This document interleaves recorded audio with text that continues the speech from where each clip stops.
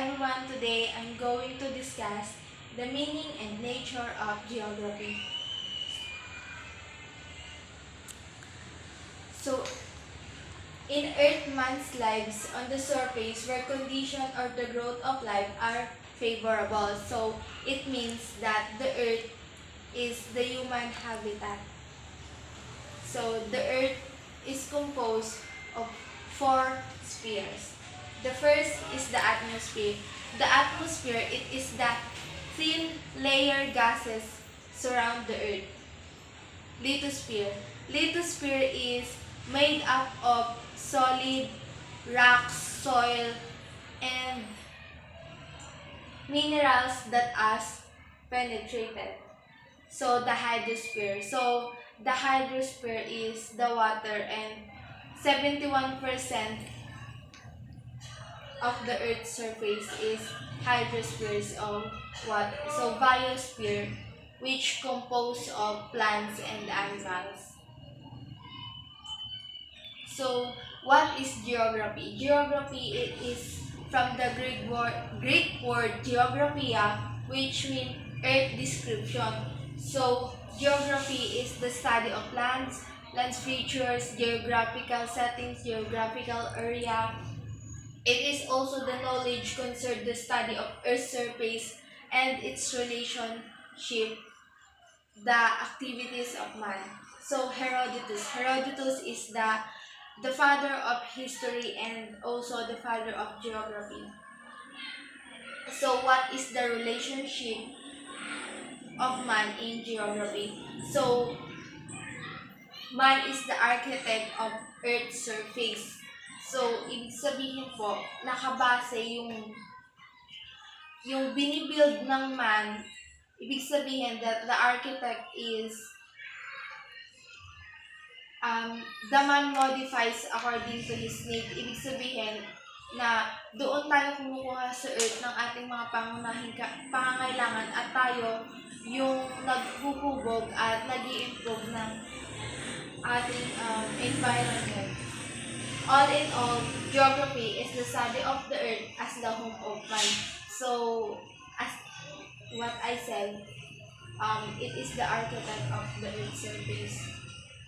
So let's go to the physical geography. The physical geography is composed of landsform, climate, oceans, and natural resources.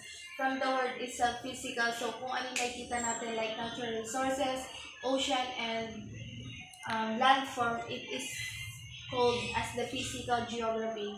So the human geography, the study of man imprints upon the earth. So human geography is tayong mga humans as how we are interact and socialize to others. So according to Sir Patrick, geography is the synthesis and mother of all sciences, and according to Immanuel Kant, geography as the basis of history. According to Professor Houston, geography is the core and the unity of knowledge and the queen of all sciences. So sinabi niya kasi from the word itself, geography, earth, from simula sa simula, siya na yung pinagkukunan natin ng information.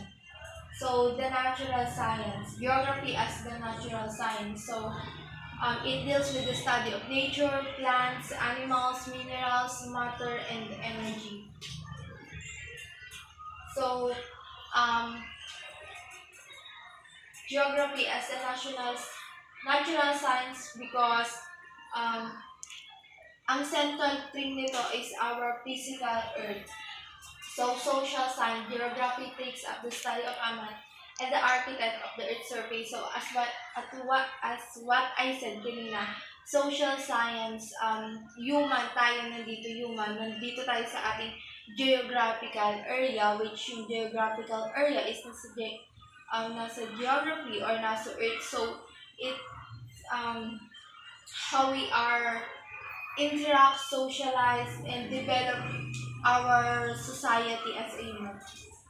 So geography as a humanity. So ito naman yung mga religion, fine arts, language, yung cultural, yung civilization na meron tayo. as a human. So, concept of natural resources. So, Norton Gershworth defined natural resources in their broadest sense to include all the freely given material phenomena of nature within the zone of man's activities plus the additional of non-material quality of situation or location. So, geography as the natural resources kasi um, as a human, dito tayo kumukuha ng ating mga basic needs which is the clothes, the shelter, and the foods. So, dito tayo kumukuha ng, so, the land, yung land, kung saan dito tayo naghahanap buhay.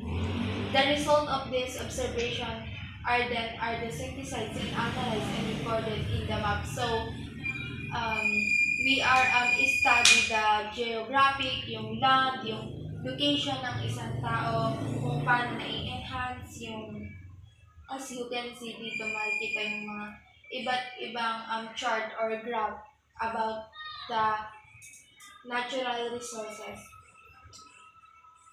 So, yon, it is environment are analyzed and is studied separately. So, ibig sabihin, pinag-aaralan din po natin yung ating mga geographical settings.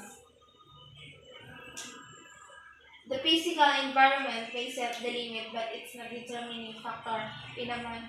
So, the first physical environment, the exact nature of relationship between man and land is viewed in two ways.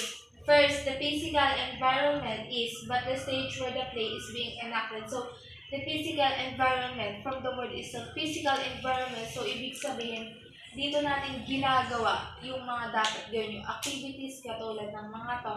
So, the physical environment as, what do you call this? The rice terraces, diyan tayo diyan tayo nagtatanim. And the second is the physical environment is determinant the set of progress of nature. Ibig sabihin naman, ito na yung result ng mga ginawa natin sa first physical environment, which is yung nakikita natin, at yung pangalawa naman is yung result ng ginawa natin ngayon. So, the better view is the progress of country is determined by the industry, character, and ingenuity of the people. So, as we can see, yung geographic, the second is the physical environment, kung saan doon natin nakikita yung result, yung pagtutulungan ng isang tao sa isang geographical area at yung ginagawa din nila. That's all. Thank you.